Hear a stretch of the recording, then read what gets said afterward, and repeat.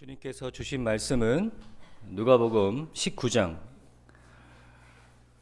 1절에서 10절까지 말씀입니다. 교독하도록 하겠습니다. 예수께서 여리고로 들어가 지나가시더라.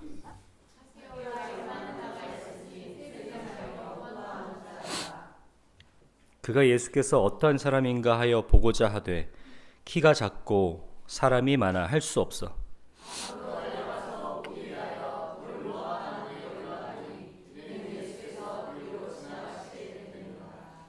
예수께서 그곳에 이르사 쳐다보시고 이르시되 삭개오야 속히 내려오라. 내가 오늘 내 집에 유하여 하겠다 하시니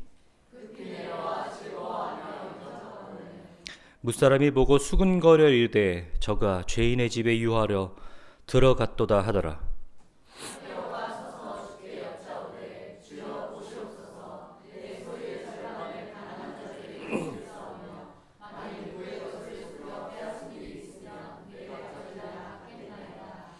예수께서 이르시되 오늘 구원이 이 집에 이르렀으니 이 사람도 아브라함의 자손님이로다. 아멘. 2026년 새해에 신년 예배를 우리가 하나님 앞에 드리고 있습니다. 올해에도 하나님께서 주시는 강건함으로 인해서 여러분의 가정과 여러분의 육체가 지켜지길 바라고 다른 것보다 하나님께서 여러분들 함께 하시며 말씀하시고 여러분의 삶을 인도하시는 것을 어느 때나 항상 느끼며 경험하시는 한 해가 되시기를 주님의 이름으로 축원합니다.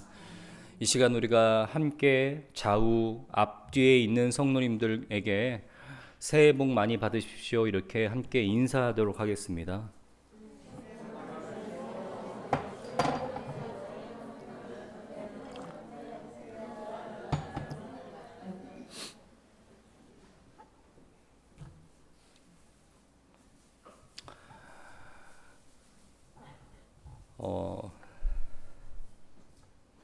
연말이 되면 사역자들은 좀 1년 중 가장 바쁘고 정신없는 시기인 것 같습니다. 아마 여러분들도 그러실 텐데요. 새해가 돼서 지방의 막내 목사니까 이제 어르신 목사님들한테 전화를 드리면서 이런저런 이야기를 하는데 목사님들마다 하시는 말씀들이 뭐냐면 성도님들 전화 받느라고 멘탈이 많이 무너지셨다라는 거예요. 전화가 울릴 때마다 가슴이 두근거린대요. 전화 와서 무슨 말을 합니까? 목사님 밥 한 번 먹자 이거예요. 밥 한 번 먹자는데 뭐가 그렇게 싫습니까? 밥 먹자라는 게 밥 먹자라고 의미가 아니라 밥 먹여놓고 이제 무슨 말을 합니까? 새해에는 못하겠다 이 이야기예요. 새해에는 좀 자기는 이런 거 이제 안 하고 싶다 이야기를 이제 성도님들한테 듣게 됩니다. 저도 몇 번 들어본 적이 있는데 그런 얘기를 들으면 사실 굉장히 마음이 힘듭니다. 새로운 헌신자는 없는데 못하겠다고 하는 사람들은 연말마다 생겨납니다.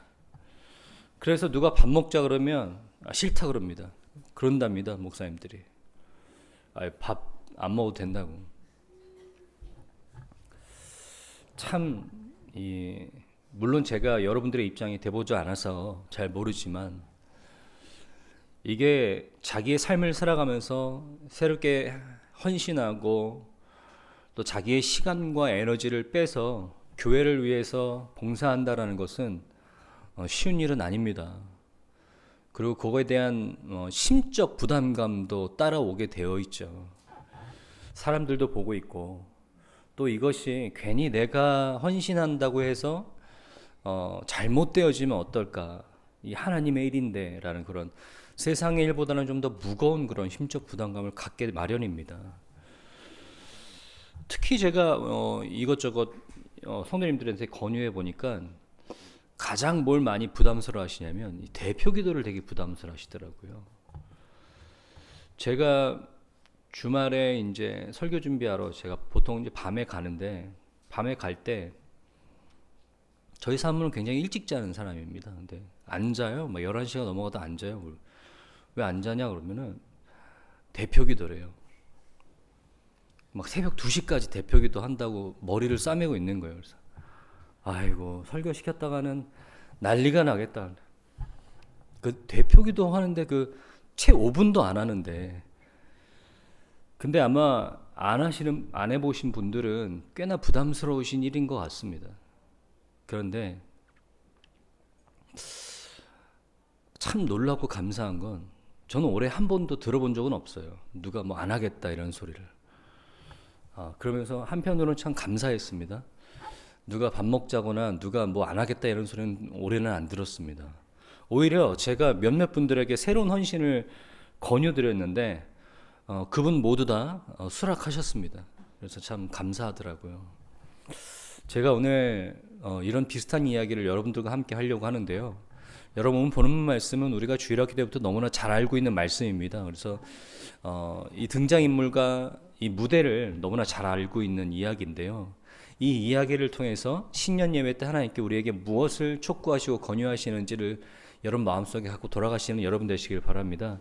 오늘 주인공은 삭개오라는 사람입니다. 삭개오라는 사람은요, 여리고라는 무대에서 세리장을 하고 있는 거예요. 그러니까 세무처장 같은 거죠. 물론 우리가 삭개오가 그곳에 세무처장과 같은 일을 했다라는 것은 여리고라는 특수한 무대를 우리가 좀 이해할 필요가 있습니다. 여리고 그러면 출애굽 시대에서 점령 전쟁에서 무너뜨렸던 그 여리고 성을 우리가 기억하는데, 그 후로부터 몇백 년이 지난 오늘의 무대에서는요, 여리고는 굉장히 번성한 도시입니다. 특별히 기후가 굉장히 좋았다 그럽니다. 기후가 굉장히 좋다 보니까 사막 한가운데 있는 도시임에도 불구하고 야자수가 가득 차 있고 특히 장미가 그렇게 많았다고 합니다. 그래서 야자수의 도시 또는 향기의 도시라는 그런 별명을 가질 정도로 기후가 굉장히 좋았다라는 기록이 되어 있습니다. 그러다 보니까 로마의 고위 관료들이 겨울이 되면 이 여리고로 휴양을 즐기러 왔다라는 이야기가 있습니다.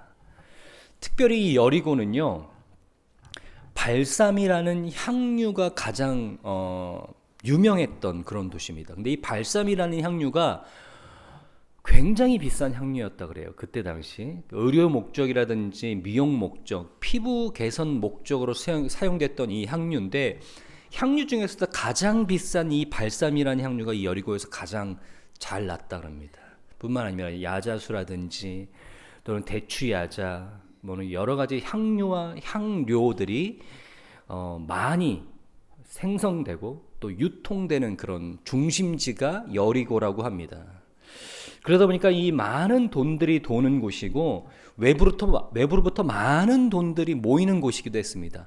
뿐만 아니라 거기서 유통되고 소비되는 것뿐만 아니라 거기서 그 여리고를 지나가려면, 보통 예루살렘을 가려면 여리고를 지나가게 되어 있는데, 이 여리고는 무역의 관문 같은 역할을 해서 지나갈 때마다 세금을 내야 되는 거예요.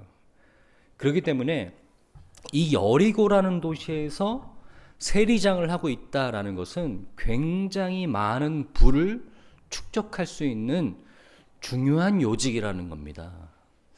특별히 그때 당시 이스라엘 세리라는 것은 로마가 요구하고 있는 일정의 세금만 낸다면 그 이상의 어떠한 세금을 착복해도 상관이 없는, 그러니까 다 그 이상의 세금들은 in my pocket이 되는 거예요. 다 자기 게 되는 거예요. 만약에 로마가 일정 부분 한 달에 세금을 뭐 1,000만 원씩 내라 이렇게 하면 1,000만 원만 로마에 갖다 바치면 그 이상 얼마를 걷어들이던 그것은 자기 것이 됩니다. 자, 유통과 또 여러 가지 국가의 물품들이 그곳에서 생성이 되고 또 근원이 되었습니다. 많은 사람들이 오가는 무역의 관문이었습니다. 그곳에서 세리장을 맡고 있었던 삭개오는 어떤 것도 부러울 것이 없는 사람입니다. 뭐가 부럽겠습니까? 누가 부럽겠습니까? 만약에 돈 버는 것이 그 인생의 목적이라면 그만한 직업도 없습니다. 이스라엘에서. 사람들이 부러워할 만한 그런 위치와 또 지정을 갖고 있는 그런 사람입니다. 그런데 그 사람에게 말할 수 없는 궁핍함이 있습니다. 그 삭개오에게 말할 수 없는 궁핍함이 있어요. 우리는 삭개오처럼 돈을 많이 벌어본 적이 없어서 돈을 많이 벌으면 왜 궁핍한지 잘 모릅니다. 일단 돈을 많이 벌어보고 난 다음에 생각하겠다 뭐 이런 생각을 하긴 하지만 돈을 많이 벌었는데 왜 궁핍하지? 잘 모르죠. 공감이 잘 안 됩니다. 그런데 삭개오는 궁핍합니다. 그도 그럴 것이 좀 이해할 만한 것이 있습니다. 바로 세리라는 특성 때문에 그렇습니다. 세리는요, 이스라엘 백성들에게 창기 다음으로 사람들이 혐오하는 대상입니다. 그래서 이 세리들은요, 회당에 들어가지도 못합니다. 그리고 이 세리들은요, 이스라엘 유대 지역 안에서 어떤 마켓도 사용하지 않습니다. 왜냐하면 그 세리들의 돈은 부정한 돈이라 그래서 이스라엘 백성들은 그 세리들의 돈을 받지 않습니다. 그래서 마켓을 이용하려면, 시장을 이용하려면 로마 마켓으로 가야 됩니다. 세리라는 특성상 이방인들과 많이 접촉하기 때문에 율법에 부정하다고 여겨지는 이방인들과 접촉하는 세리들은요, 사람들에게 혐오의 대상이고 부정의 대상입니다. 뿐만 아닙니다. 친로마 세력을 가지고 있는 대표적인 인물이기 때문에 유대인들에게는 로마 사람들보다 더 미운 사람이 바로 이 세리들입니다. 그래서 세리의 집 앞에 지나갈 때 사람들이 어떠냐면 그 세리의 집 앞에서 침을 뱉고 지나갔다 그래요. 만약에 그렇다면 이 세리들이 어떤 마음을 갖고 있었을까요?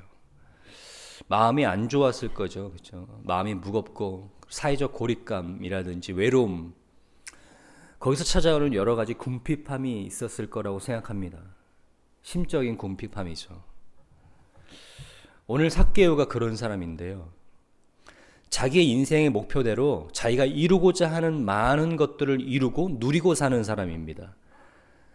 그런데 그것이 다가 아니라는 것을 알고 인생에 이해할 수 없는 허무함과 심적인 궁핍함을 느끼면서 사는 사람입니다. 그런데 그가 그렇게 사는 동안에 어떠한 이야기를 하나 듣습니다. 이웃 마을의 유대 지역에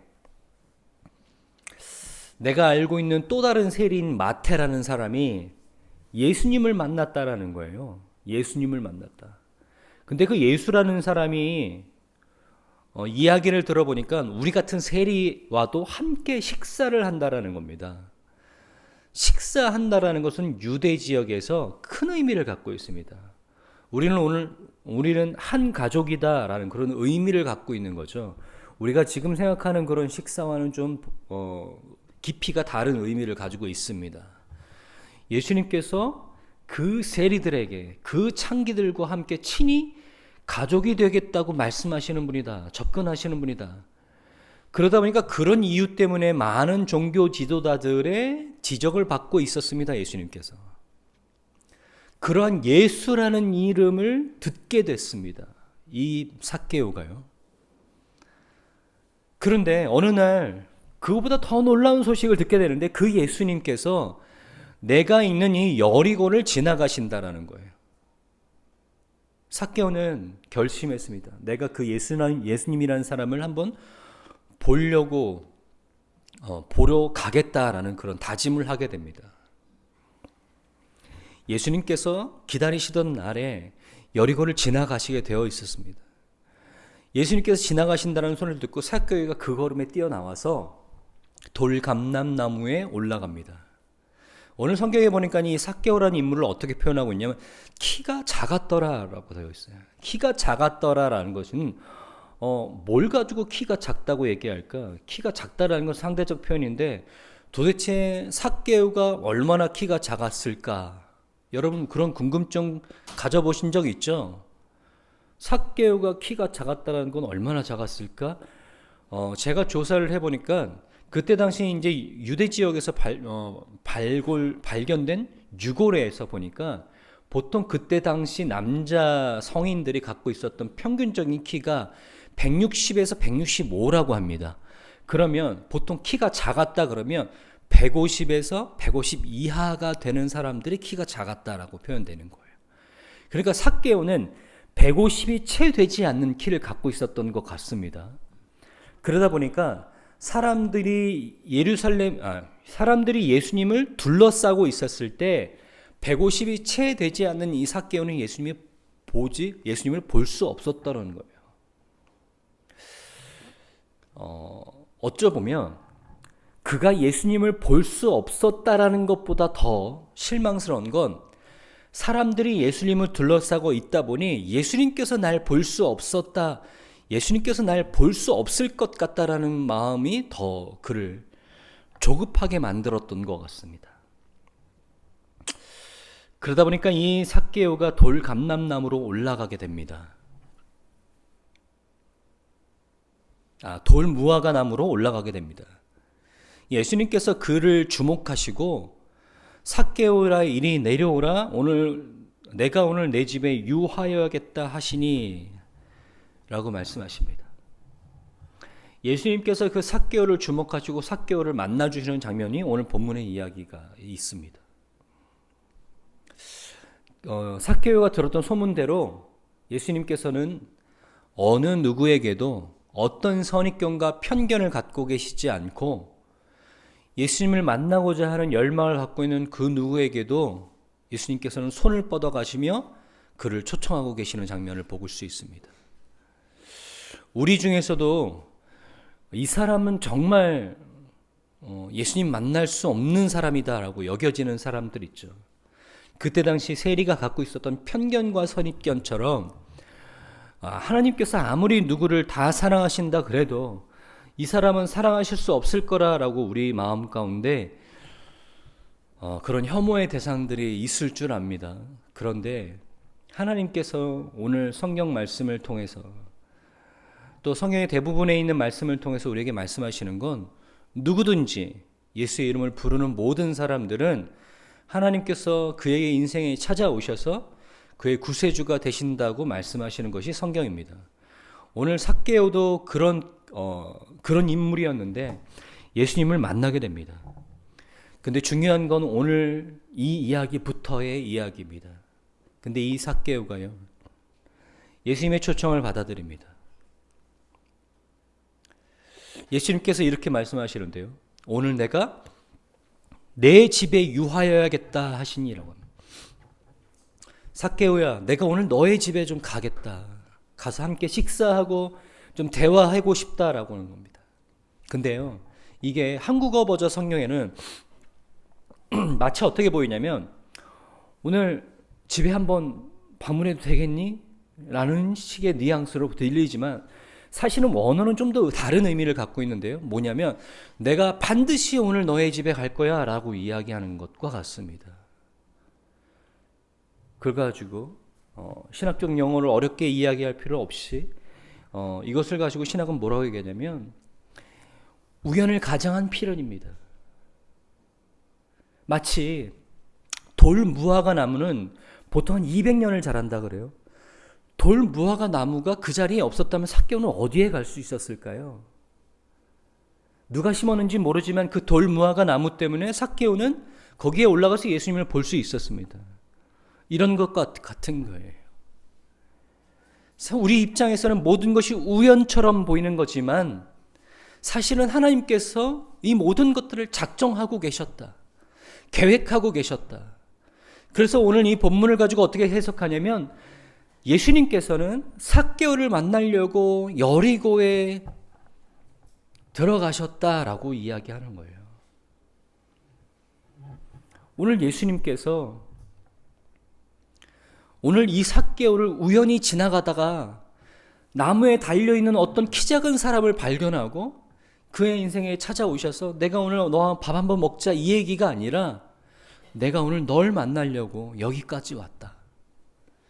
내가 지금 너를 주목하고 있다라고 예수님께서 말씀하시고 계시는 거예요. 진정한 마음으로 자기 한계를 뛰어넘어서 진정한 열망을 가지고 예수님 앞에 나아갔던 그 삭개오는요, 예수님을 만날 수 있었습니다. 그 예수님을 만나자 삭개오가 어떤 변화를 일으키는지 여러분 한번 보실게요.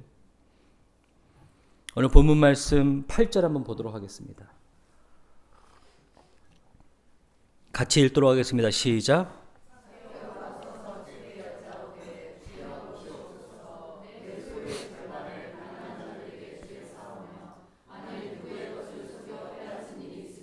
내 갑절이나 갚겠나이다. 아멘.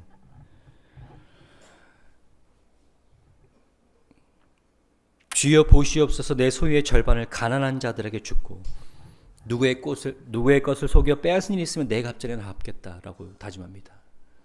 지금 이 삭개오는 뭐라고 했냐면 소유 중심의 자신의 인생을 나눔의 정신으로 지금 바뀌어가고 있는 걸 보고 있는 거예요. 소유하고 독차지하는 걸 자기 인생의 목표로 삼고 있었던 이 삭개오가요, 모으는 것을, 저장하고 축적하는 것을 자기 인생의 목표로 삼고 있었던 이 삭개오가요, 그 반대의 방향으로 자기의 삶을 지금 어떻게 하고 있는 겁니까? 변화시키고 있는 겁니다. 반대의 삶으로요. 여러분 인생 우리가 지금 어떻게 얼마나 살아서, 제가 지금 오늘 올해로 48, 48이 됐는데요. 누군가 48이라는 시간 동안에 한 가지 인생의 방향으로 살고 있었다고 생각해 보십시오. 한 가지 인생의 목적을 가지고 그 방향을 갖고 살아가는데 그 방향과 반대인 방향으로 인생을 바꾼다라는 것은, 변화시킨다는 것 가능합니까?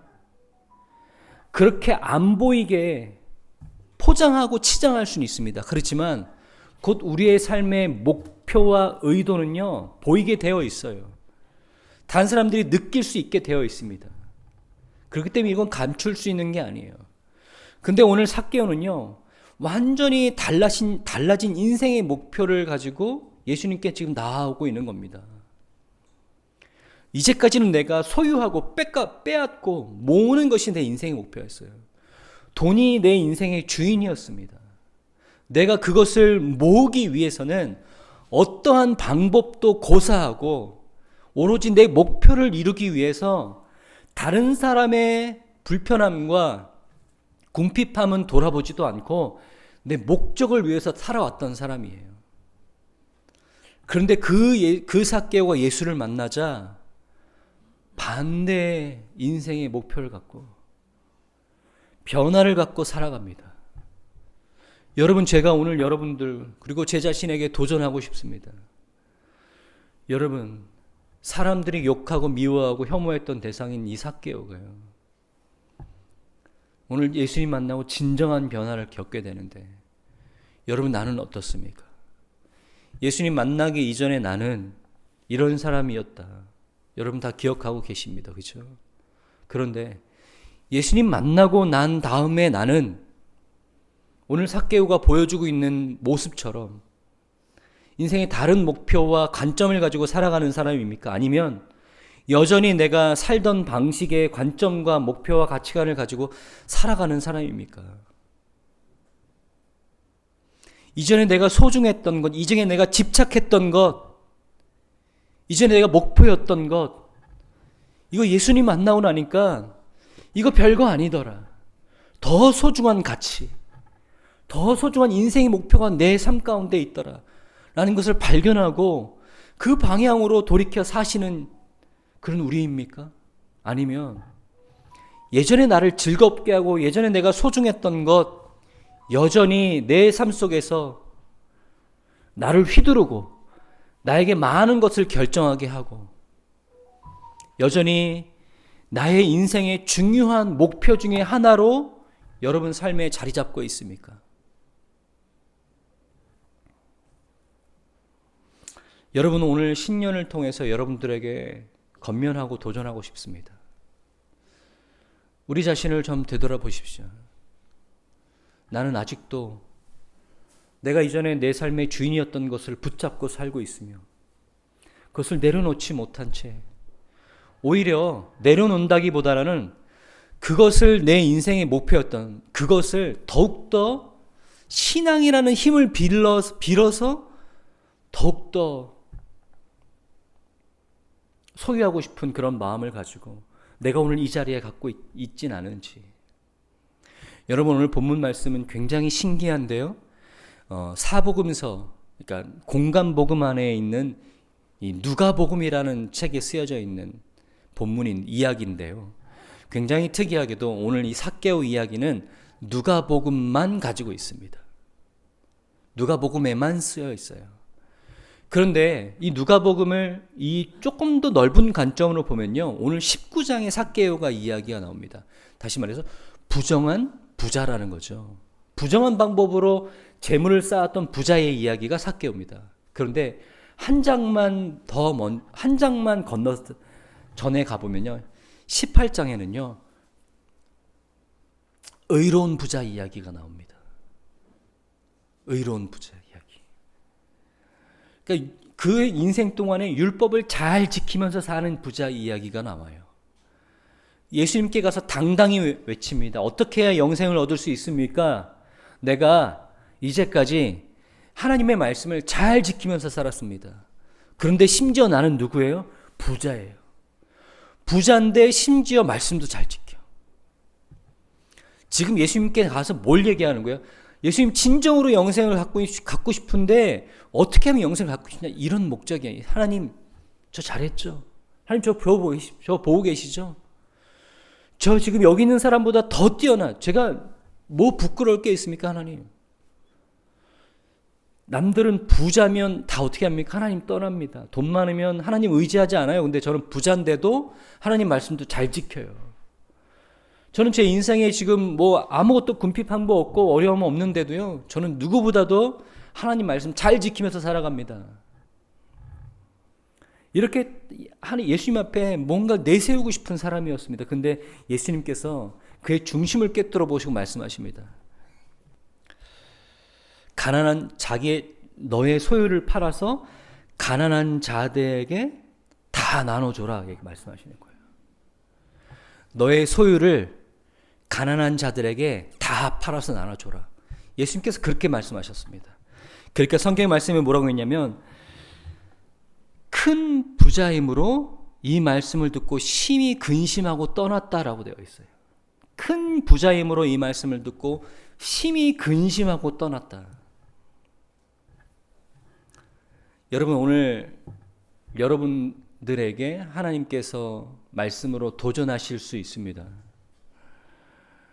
너 인생에 정말로 내가 주인이냐? 나를 위해서 그런 것들을 할 수 있겠느냐? 나를 위해서 그러한 일들을 행할 수 있겠느냐? 헌신할 수 있겠느냐? 나를 위해서 그것을 내려놓을 수 있겠느냐? 버릴 수 있겠느냐? 나를 위해서 너의 삶의 방향을 바꿀 수 있겠느냐? 18장의 부자가 되시겠습니까? 19장의 부자가 되시겠습니까? 가진 게 많아서 근심하고 예수의 곁을 떠났던 의로운 부자. 똑같이 가진 게 많은데 부정한 방법으로 돈을 착복하고 모았던, 인생의 돈이 주인이었고 목표였던 이 삭개오는 예수님께서 그에게 그렇게 권하시지도 않았는데도 오늘 그가 자진해서 예수님께 이렇게 말합니다. 내 소유를 팔아서 가난한 자들에게 나눠주겠습니다. 여러분, 2026년이 시작되는 오늘 첫 이 예배를 통해서 여러분 마음속에 하나님 말씀으로 말미암아 새로운 도전과 새로운 헌신이 있기를 바랍니다. 예전에 하나님 몰랐던 인간인 나의 모습을 그대로 여전히 소유하고 보유하고 또 목표하며 살아가고 있던 내 모습, 하나님의 말씀을 통해서 되돌아보게 하시고, 내가 지금이라도 하나님을 만나고 하나님의 자녀라면 이렇게 살 수 없어. 내 인생의 목표를 좀 하나님께 헌신하고 또 내가 하나님 몰랐을 때 나와는 좀 다른 목표를 가지고 살아가야 된다 라는 것을 여러분 깨닫고 헌신하실 수 있기를 바랍니다. 여러분 새해에는 좀 달라져야 됩니다. 삭개오처럼요. 그 무엇보다도 인생의 무엇이 최고의 가치인지, 우리 인생에 무엇이 가장 중요한 것인지 하나님 안에서 발견하고 깨닫고 조정하고 수정할 수 있는 기회가 되시길 바랍니다. 세상 사람들 보기에 여전히 돈 좋아하고 욕심 많고 명예에 대해서 쫓고 있으며 그 어떤 사람들보다 이기적인 그런 사람들이 아니라 세상 사람들 보기에도 또 우리가 서로 보기에도 그 안에 우리와 마른 무언가가 그의 인생을 이끌고 있다라는 그런 빛과 소금의 역할을 감당해내는 여러분 되시기를 바랍니다. 세상은 더욱더 자기의 이익과 자기의 의견과 자기의 취향을 존중하며 개인주의적인 삶을 살아가고 그것을 촉구하며 살아가는 인생의 가치관을 갖고 살아가고 있습니다. 그런데 오늘 여기 계신 여러분들은요, 무언가 다른 세상에 흘러가고 있는 방향과 추구하고 있는 가치관과 다른 하나님을 소유한 자로서의 모습을 보여주는 여러분이 되시길 바랍니다.